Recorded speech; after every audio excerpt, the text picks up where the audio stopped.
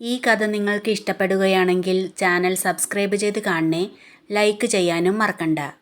രാജീവ് ക്യാബിനിലേക്ക് പോകുമ്പോൾ ഗൗരിയോട് ക്യാബിനിലേക്ക് വരാൻ പറഞ്ഞു. അയാളെക്കുറിച്ച് ചോദിക്കാനാണെന്നറിയാവുന്ന ഗൗരി പോയില്ല. ഗൗരിയെ കാണാത്തതുകൊണ്ട് ഗൗരിയുടെ സീറ്റിലെ എക്സ്റ്റൻഷൻ ഫോണിലേക്ക് രാജീവ് വിളിച്ചു. അത് രാജീവ് ആയിരിക്കും എന്നറിയാവുന്ന അവൾ ഫോൺ എടുത്തില്ല. കുറെ നേരം ബെല്ലടിച്ചതിന് ശേഷം കോൾ കട്ടായി. പിന്നെയും ഫോൺ റിങ് ചെയ്തപ്പോൾ സ്റ്റെഫി ഫോൺ എടുത്തു. രാജീവ് ഗൗരിയോട് ക്യാബിനിലേക്ക് വരാൻ സ്റ്റെഫിയോട് പറഞ്ഞു. ഗൗരി നിവർത്തിയില്ലാതെ രാജീവിന്റെ ക്യാബിനിലേക്ക് പോയി. ഗൗരി രാജീവിന്റെ ക്യാബിനിലേക്ക് പോകുന്നത് കണ്ട് അഞ്ജലിയും നാൻസിയും പരസ്പരം നോക്കി. ഗൗരി ക്യാബിനിലെത്തിയപ്പോൾ രാജീവ് എഴുന്നേറ്റ് ഗൗരിയുടെ അടുത്ത് ചെന്ന് ചോദിച്ചു, അയാൾ പറഞ്ഞത് സത്യാണോ? ഗൗരി ഒന്നും മിണ്ടാതെ തല താഴ്ത്തി നിൽക്കുന്നത് കണ്ട് രാജീവ് പിന്നെയും ചോദിച്ചു, ഗൗരി നിന്നോടാ ചോദിച്ചത്, അയാൾ പറഞ്ഞത് സത്യാണോന്ന്? അത് വീട്ടിൽ അച്ഛൻ, അവൾ കരഞ്ഞുകൊണ്ട് പറഞ്ഞു. നിന്റെ അച്ഛനെന്താ ഭ്രാന്തുണ്ടോ? രാജീവ് ചോദിച്ചു. അച്ഛനും ഇളയമയ്ക്കും എന്നെ എങ്ങനെയെങ്കിലും അവിടുന്ന് പറഞ്ഞു വിടണമെന്നേ ഉള്ളൂ. അതിന് കണ്ട വഴിയാണ് കല്യാണം, ഗൗരി പറഞ്ഞു. കല്യാണം ഓക്കെ, എന്നാ ഇതുപോലെ ഒരാൾ? രാജീവ് ചോദിച്ചു. ഇതാവുമ്പോ കാശിന് ചെലവില്ല, അയാൾ തന്നെ എല്ലാം എടുത്തോളും, ഗൗരി പറഞ്ഞു. എന്നിട്ട് ഗൗരി എന്ത് തീരുമാനിച്ചു? രാജീവ് ചോദിച്ചു. എനിക്കറിയില്ല, ഞാൻ പോട്ടെ എന്ന് പറഞ്ഞ് കണ്ണുകൾ തുടച്ച് അവൾ അവിടെ നിന്ന് പോന്നു. ഗൗരി രാജീവിന്റെ ക്യാബിനിൽ നിന്ന് വരുന്നത് കണ്ട് നാൻസിയും അഞ്ജലിയും ഗൗരിയെ തന്നെ നോക്കിയിരുന്നു. ഓഫീസ് ടൈം കഴിയാറായപ്പോൾ അഞ്ജലി ദേവന്റെ ക്യാബിനിലേക്ക് ചെന്നു. എന്നിട്ട് പറഞ്ഞു, ദേവൻ എന്ത് ഫൂളിഷ്നെസ്സാ ചെയ്തത്? ആ പെണ്ണിനെ കോശി സാറിന്റെ ഡിപ്പാർട്ട്മെന്റിലേക്ക് മാറ്റിയോ? നിങ്ങൾക്ക് അസിസ്റ്റന്റിനെ ആവശ്യമില്ലെന്ന് പറഞ്ഞില്ലേ? നല്ല എഫിഷ്യന്റായ വർക്കറാ അവള്. അപ്പോ കമ്പനിയിൽ നിന്ന് പറഞ്ഞു വിടുന്നത് എങ്ങനെയാ? ദേവൻ പറഞ്ഞു. എന്ത് എഫിഷ്യൻസി അവൾക്കുള്ളത്? ജോലിക്ക് വന്ന അന്ന് എല്ലാവരെയും ഇംപ്രസ് ചെയ്യിക്കാൻ എന്തൊക്കെയോ കാട്ടിക്കൂട്ടി. ഇപ്പോൾ അവൾ ഏതു നേരവും രാജീവിന്റെ ക്യാബിനിലാണ്. സംശയമുണ്ടെങ്കിൽ ദേവൻ ക്യാമറ ചെക്ക് ചെയ്ത് നോക്ക്, അഞ്ജലി പറഞ്ഞു. പുതിയൊരു ഡിപ്പാർട്ട്മെന്റിലേക്ക് മാറ്റിയതല്ലേ, അതിന്റെ എന്തെങ്കിലും സംശയം ചോദിക്കാനായിരിക്കും, രവി പറഞ്ഞു. എന്ത് സംശയം? ജോലിയിലെ സംശയം തീർക്കേണ്ടത് ദീപ ചേച്ചിയല്ലേ? അവരല്ലേ ഇവിടുത്തെ പുതിയ സ്റ്റാഫുകളെ ട്രെയിൻ ചെയ്യിക്കുന്നത്, അല്ലാതെ രാജീവല്ലല്ലോ, അഞ്ജലി ചോദിച്ചു. എന്തെങ്കിലും കാര്യം ചോദിക്കാൻ അവൾ രാജീവിന്റെ ക്യാബിനിലേക്ക് പോയിട്ടുണ്ടാവും. അതിന് അഞ്ജലിക്ക് എന്താ പ്രശ്നം? അഞ്ജലിയുടെ ജോലി ചെയ്താൽ മതി. അവളുടെ ജോലിയിൽ എന്തെങ്കിലും പെൻഡിങ് വരികയാണെങ്കിൽ അത് ഞാൻ നോക്കിക്കോളാം. അഞ്ജലി പോകാൻ നോക്ക്, എനിക്ക് കുറച്ച് തിരക്കുണ്ട്, ദേവൻ പറഞ്ഞു. ദേവൻ തിരക്ക് അഭിനയിക്കുകയാണെന്ന് എനിക്ക് മനസ്സിലായി. എല്ലാവരുടെയും കണ്ണ് ഇപ്പോൾ അവളിലല്ലേ. തൊലി വെളുപ്പ് കൊണ്ട് ഇറങ്ങിയിരിക്കുക ആണുങ്ങളെ വശീകരിക്കാൻ, അഞ്ജലി പറഞ്ഞു. ഏത് പെണ്ണ അങ്ങനെ അല്ലാത്തത്? നീ അത് തന്നെയല്ലേ ചെയ്യുന്നത്? തൊലി വെളുപ്പ് കാട്ടി ആണുങ്ങളുടെ സമ്പാദ്യം മാത്രം ലക്ഷ്യം വെച്ച് അവരുടെ ജീവിതം നശിപ്പിക്കുന്ന യക്ഷികൾ എന്ന് പറഞ്ഞ് ദേവൻ ദേഷ്യത്തോടെ ചെയറിൽ നിന്ന് എഴുന്നേറ്റ് അഞ്ജലിയുടെ നേരെ ചെന്നു. ദേവന്റെ ദേഷ്യം കണ്ട് അഞ്ജലി പേടിച്ചുപോയി. ദേവൻ, അവൾ വിളിച്ചു.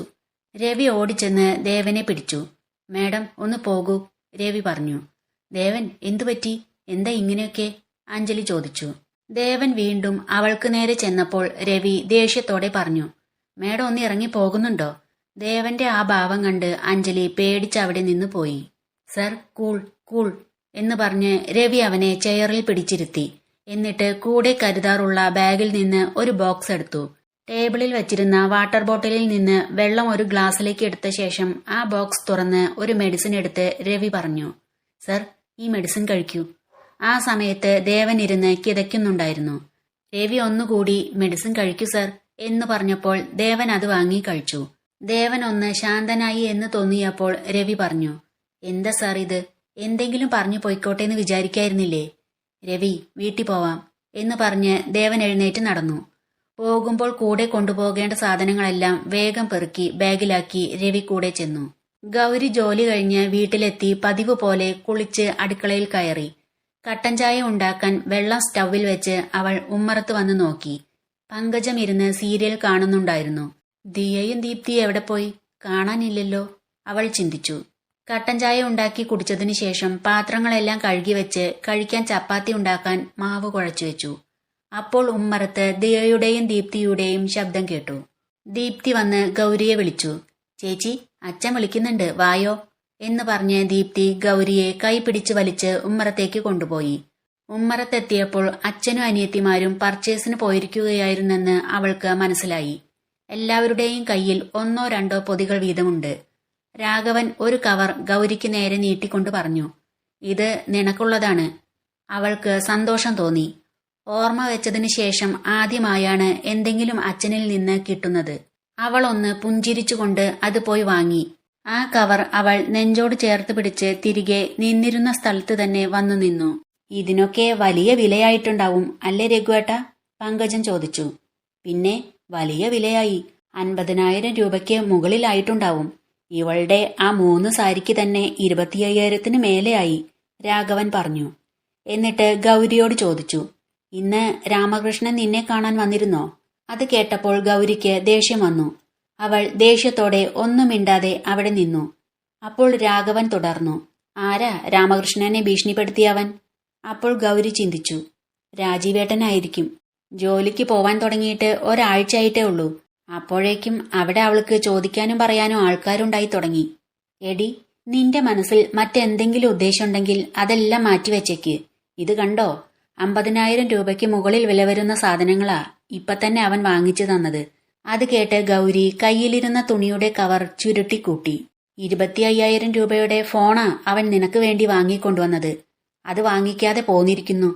രാഘവൻ അത് പറഞ്ഞപ്പോൾ പങ്കജൻ ചോദിച്ചു, 25,000 രൂപയുടെ ഫോണോ? അതെ, ഇവൾക്ക് കൊടുക്കാൻ പറഞ്ഞ് അതെന്നെ ഏൽപ്പിച്ചിട്ടുണ്ട് എന്ന് പറഞ്ഞ് രാഘവൻ ഒരു കവറിനുള്ളിൽ നിന്ന് ആ ഫോൺ എടുത്ത് ഗൗരിക്ക് നേരെ നീട്ടി. എനിക്ക് വേണ്ട ഒരു ഫോണും, ഇത് നിങ്ങൾ തന്നെ എടുത്തോ, എനിക്ക് വേണ്ട എന്ന് പറഞ്ഞ് കയ്യിലുണ്ടായിരുന്ന സാരിയുടെ കവർ പങ്കജത്തിന് നേരെ എറിഞ്ഞ് അവൾ അടുക്കളയിലേക്ക് പോയി.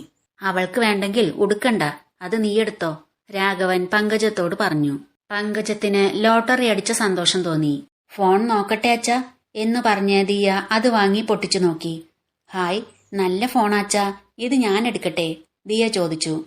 അവൾക്ക് വേണ്ടെങ്കിൽ മോളെടുത്തോ, ഈ സിമ്മും അവൻ വാങ്ങിച്ചതാ എന്ന് പറഞ്ഞ് ഒരു സിം കാർഡും ദിയയ്ക്ക് നേരെ നീട്ടി. ദിയ അത് വാങ്ങി. പകൽ രാമകൃഷ്ണനെങ്ങാനും വിളിക്കുകയാണെങ്കിൽ ഗൗരി ഫോൺ വീട്ടിൽ വെച്ചിട്ട് പോയി എന്ന് പറഞ്ഞാൽ മതി, രാഘവൻ പറഞ്ഞു. ഇപ്പൊ തന്നെ അയാൾ എത്ര കാശാ ചെലവാക്കിയത്? ഇതുപോലത്തെ ഒരാളെ വേറെ കിട്ടുമോ? പങ്കജൻ ചോദിച്ചു. ഈ സമയം മഹേന്ദ്രത്തിൽ രവിയും രാമേട്ടനും കിച്ചണിൽ നിന്ന് സംസാരിക്കുകയായിരുന്നു. ഇന്ന് ആ അഞ്ജലി കാരണ സാറിന് ഇത്രയും ദേഷ്യം വന്നത്. ദേവൻ സാർ ആ പെണ്ണിനെ തല്ലുമെന്ന് ഞാൻ പേടിച്ചുപോയി, രവി പറഞ്ഞു. കുറച്ചു ദിവസങ്ങളായി ഒരു കുഴപ്പമില്ലാതെ ഇരിക്കുകയായിരുന്നു. നീ അടുത്തുണ്ടായിരുന്നതല്ലേ, അങ്ങനെ ഒരു സാഹചര്യം നിനക്ക് ഒഴിവാക്കായിരുന്നില്ലേ?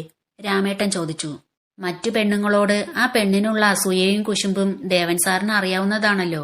അതുകൊണ്ട് അവൾ പറയുന്നതിനെ അത്ര കാര്യാക്കി സാർ എടുക്കാറില്ലായിരുന്നു. എന്നാൽ ഇന്ന് അവള് സംസാരിച്ചത് കേട്ട് സാറിന് വല്ലാതെ ദേഷ്യം വന്നു, രവി പറഞ്ഞു. നീ ചെന്ന് കുഞ്ഞിനെ കഴിക്കാൻ വിളിച്ചിട്ട് വായോ, രാമേട്ടൻ പറഞ്ഞു. വിളിച്ചിട്ട് വാതിൽ തുറക്കുന്നില്ല. മരുന്നിന്റെ നല്ല സെഡേഷൻ ഉണ്ടാവും.